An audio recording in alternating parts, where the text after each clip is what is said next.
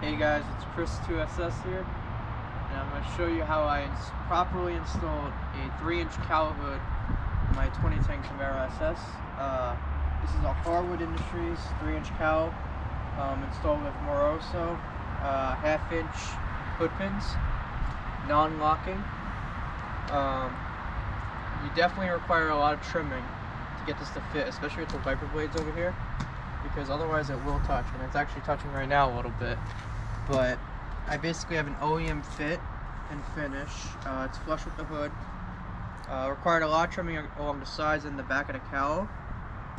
I'd say unless you have extensive automotive knowledge, I wouldn't suggest doing it, especially on these 5th gens, because it's very hard, especially back where those rear pins are.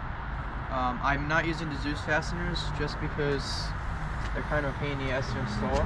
Maybe eventually I'll get to that, but as of right now I don't feel it's needed.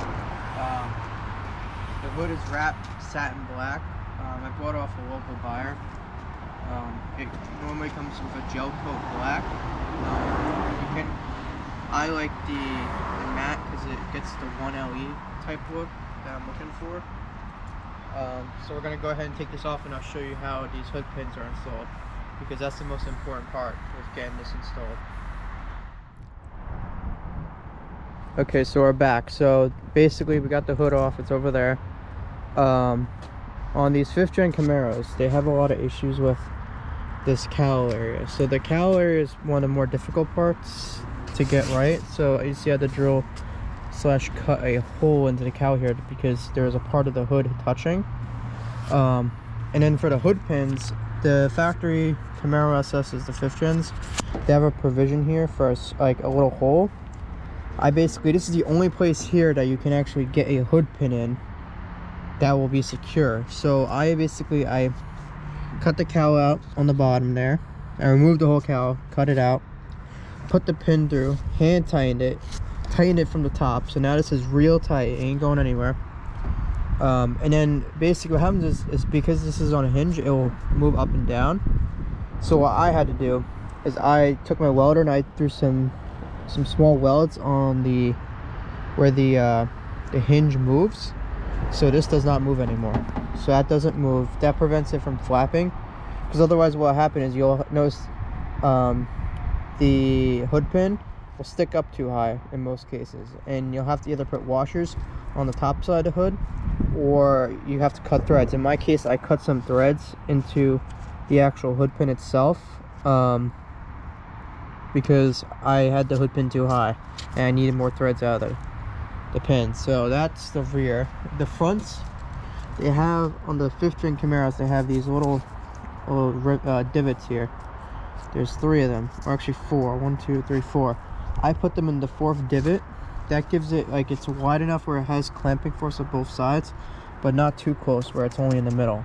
And another thing is, on these Harwood hoods, they don't have a provision for the factory hood's pins. So you have to trick the hood by pushing down real hard with a screwdriver to trick the hood.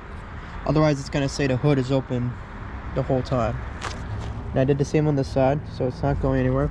As you can see, it's basically, you take the nut, it goes in, sandwiches the pin in.